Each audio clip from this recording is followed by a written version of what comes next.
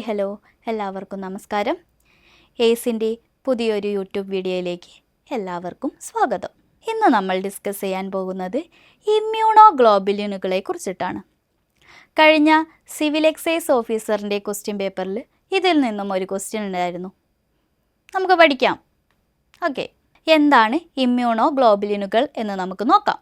എന്താണ് ഇമ്മ്യൂണോഗ്ലോബുലിനുകൾ? ബി ലിംഫോസൈറ്റുകൾ ഉൽപ്പാദിപ്പിക്കുന്ന പ്രതിരോധ വസ്തുക്കളായിട്ടുള്ള ആൻറ്റിബോഡികൾ അറിയപ്പെടുന്നതാണ് എന്ത്? ഇമ്മ്യൂണോഗ്ലോബുലിനുകൾ.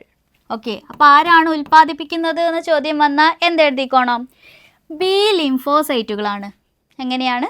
ബി ലിംഫോസൈറ്റുകൾ ഉൽപ്പാദിപ്പിക്കുന്ന പ്രതിരോധ വസ്തുക്കളായ ആൻറ്റിബോഡികൾ അറിയപ്പെടുന്നതാണ് എന്ത്? ഇമ്മ്യൂണോഗ്ലോബുലിനുകൾ. ആരാണ് ഈ ബി ലിംഫോസൈറ്റുകൾ? ആരാണ് ഈ ലിംഫോസൈറ്റുകൾ? നോക്കാം. ലിംഫോസൈറ്റ് നമുക്കറിയാം ഒരു ശ്വേതരക്താണുവാണ് അല്ലേ? പ്രത്യേക പ്രതിരോധം വഴി രോഗാണുക്കളെ നശിപ്പിക്കുന്ന ശ്വേതരക്താണുക്കളാണ് ആര്? ലിംഫോസൈറ്റുകൾ. ഓക്കെ, രക്തം എന്നുള്ള ടോപ്പിക്ക് നമ്മൾ മുന്നേ വീഡിയോ എടുത്തിട്ടുണ്ട്, അത് പോയി കാണുക അറിയാത്തവർ കേട്ടോ. ഓക്കെ, അപ്പോൾ ലിംഫോസൈറ്റുകൾ രണ്ട് തരത്തിലുണ്ട്. ഒരെണ്ണം ബി ലിംഫോസൈറ്റുകൾ എന്നും രണ്ടാമത്തത് ടി ലിംഫോസൈറ്റുകളും അറിയപ്പെടുന്നു. ഈ ലിംഫോസൈറ്റ് ബി ലിംഫോസൈറ്റ് പാകപ്പെടുന്നത് അസ്ഥിമജ്ജ അല്ലെങ്കിൽ ബോൺ മാരോ. ബോൺ മാരോയിലാണ് എന്തുണ്ടാവുന്നത്? ബി ലിംഫോസൈറ്റുകൾ പാകപ്പെടുന്നത്. ടി ലിംഫോസൈറ്റുകളാണെങ്കിലോ അത് തൈമസ് ഗ്രന്ഥിയിലാണ് കേട്ടോ.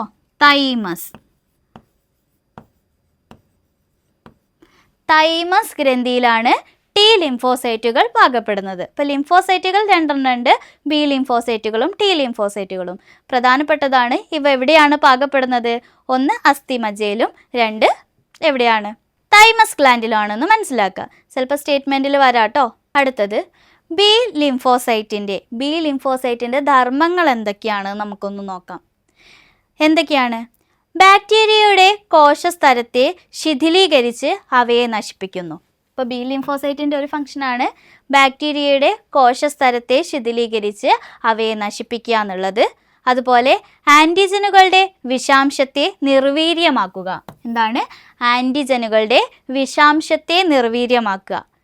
പിന്നെയോ മറ്റു ശ്വേതരക്താണുക്കളെ ഉത്തേജിപ്പിച്ച് രോഗാണുക്കളെ നശിപ്പിക്കുക. ഇത് മൂന്നും ഓർത്തു വെക്കണം കേട്ടോ, ചിലപ്പോൾ സ്റ്റേറ്റ്മെൻറ്റിൽ വരാം. ഇനി നമുക്ക് ടി ലിംഫോസൈറ്റിൻ്റെ ധർമ്മം എന്തൊക്കെയാണെന്ന് നോക്കാം. ടി ലിംഫോസൈറ്റിൻ്റെ ധർമ്മങ്ങൾ എന്ന് പറഞ്ഞാൽ മറ്റ് പ്രതിരോധ കോശങ്ങളെ ഉത്തേജിപ്പിക്കുക, അതുപോലെ വൈറസ് ബാധിച്ച കോശങ്ങളെ നശിപ്പിക്കുക, അടുത്തത് ക്യാൻസർ കോശങ്ങളെ നശിപ്പിക്കുക.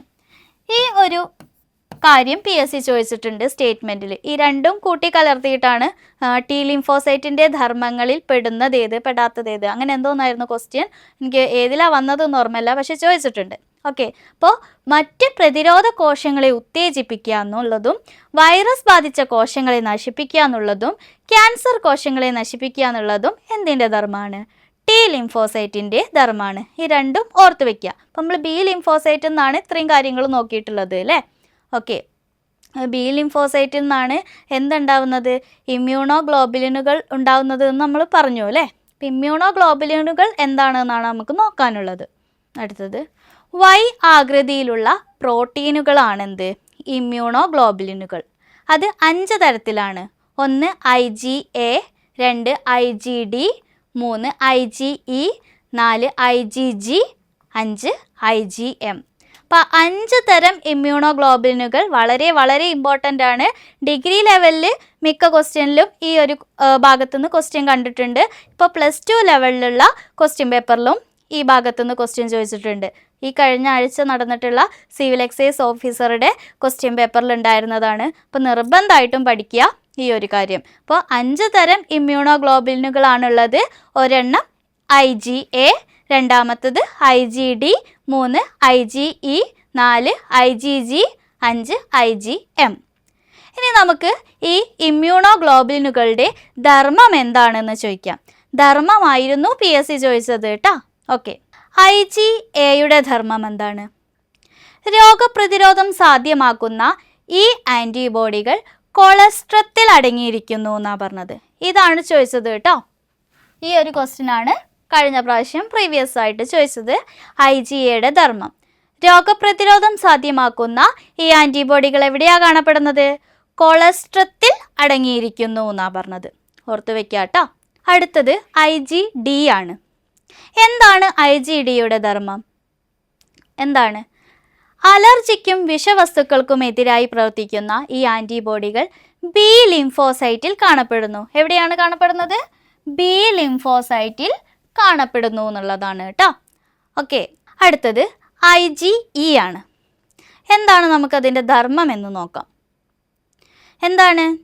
മറ്റു കോശങ്ങളെയും ബേസോഫില്ലുകളെയും ഉത്തേജിപ്പിച്ച് ഹിസ്റ്റാമിനുകളെയും അതുപോലെ വിഷവസ്തുക്കളെയും സ്വതന്ത്രമാക്കി അലർജിക്കെതിരെ രോഗപ്രതിരോധം സാധ്യമാക്കുന്ന ഈ ആൻറ്റിബോഡികൾ ശ്ലേഷ്മസ്തരത്തിലും ത്വക്ക്, ശ്വാസകോശം എന്നിവിടങ്ങളിലും കാണപ്പെടുന്നു. അപ്പോൾ നമുക്കറിയാം, ത്വക്ക്, ശ്വാസകോശം, ശ്ലേഷ്മസ്തരം, ഇവിടെയാണ് എന്ത് കാണപ്പെടുന്നത്? IgE. IgA എവിടെയായിരുന്നു? കൊളസ്ട്രത്തിൽ അടങ്ങിയിരിക്കുന്നു എന്ന് പറഞ്ഞു. അതുപോലെ IgD എവിടെയാണ് പറഞ്ഞത്? ബി ലിംഫോസൈറ്റിൽ പറഞ്ഞു. IgE എവിടെയാണ്? ശ്ലേഷ്മസ്തരത്തിലും ത്വക്ക്, ശ്വാസകോശം എന്നിവിടങ്ങളിലും കാണപ്പെടുന്നു. ഓക്കെ, അടുത്തത് IgG ആണ്. ഇമ്പോർട്ടൻ്റ് ആണ് കേട്ടോ. ഏതൊക്കെയോ ക്വസ്റ്റ്യൻ പേപ്പറിൽ കണ്ടിട്ടുണ്ട്. ഓക്കെ, മാതാവിൽ നിന്നും പ്ലാസൻ്റയിലൂടെ കടന്നു വന്ന് നവജാത ശിശുക്കൾക്ക് രോഗപ്രതിരോധ ശേഷി സാധ്യമാക്കുന്നു. ഇത് മൊത്തത്തിലുള്ള ഇമ്മ്യൂണോഗ്ലോബിനുകളുടെ ഏകദേശം 75% വരുന്നാണ് പറയുന്നത് കേട്ടോ. അപ്പോൾ IgE എവിടെയാണ്? മാതാവിൽ നിന്നും പ്ലാസൻ്റയിലൂടെ കടന്നു വരുന്ന നവജാത ശിശുക്കൾക്ക് രോഗപ്രതിരോധ ശേഷി സാധ്യമാക്കുക എന്നതാണ് എന്തിൻ്റെ ധർമ്മം? IgGയുടെ ധർമ്മം. ഓക്കെ, ഇതിൽ മാച്ച് ദ ഫോളോയിങ് ഒക്കെ ക്വസ്റ്റ്യൻ വരാൻ സാധ്യതയുണ്ട്. നന്നായിട്ട് പഠിക്കുക. അടുത്തത് IgM ആണ്. IgMൻ്റെ ധർമ്മം എന്താണെന്ന് നോക്കാം. രോഗാണുബാധയുണ്ടായ ഭാഗത്ത് ആദ്യമെത്തി ബി ലിംഫോസൈറ്റുകളെ ഉത്തേജിപ്പിച്ച് പ്രതിരോധ ശേഷി സാധ്യമാക്കുക എന്നുള്ളതാണ് IgMൻ്റെ ധർമ്മം. IgM എന്നത് ഇമ്മ്യൂണോഗ്ലോബുലിനുകളിൽ ഏറ്റവും വലുതാണ് കേട്ടോ. ഇതും കൂടി ഓർത്ത് വെക്കുക, ചിലപ്പോൾ 1 വേർഡ് ക്വസ്റ്റ്യൻസ് ഒക്കെ വരും കേട്ടോ. അപ്പോൾ ഇമ്മ്യൂണോഗ്ലോബുലിനുകളിൽ ഏറ്റവും വലുത് ഏതെന്ന് ചോദിച്ചാൽ IgM ആണ്. അപ്പം ഇത്രയും കാര്യങ്ങൾ നന്നായിട്ട് നോട്ട് എഴുതി പഠിക്കുക. ഓക്കെ, അറിയാത്ത കാര്യങ്ങൾ എഴുതിയെടുത്ത് പഠിക്കുക. പ്രീവിയസ് ക്വസ്റ്റ്യൻസ് നോക്കി പഠിക്കുക. അടുത്തൊരു വീഡിയോയുമായി വീണ്ടും കാണാം. നന്ദി, നമസ്കാരം.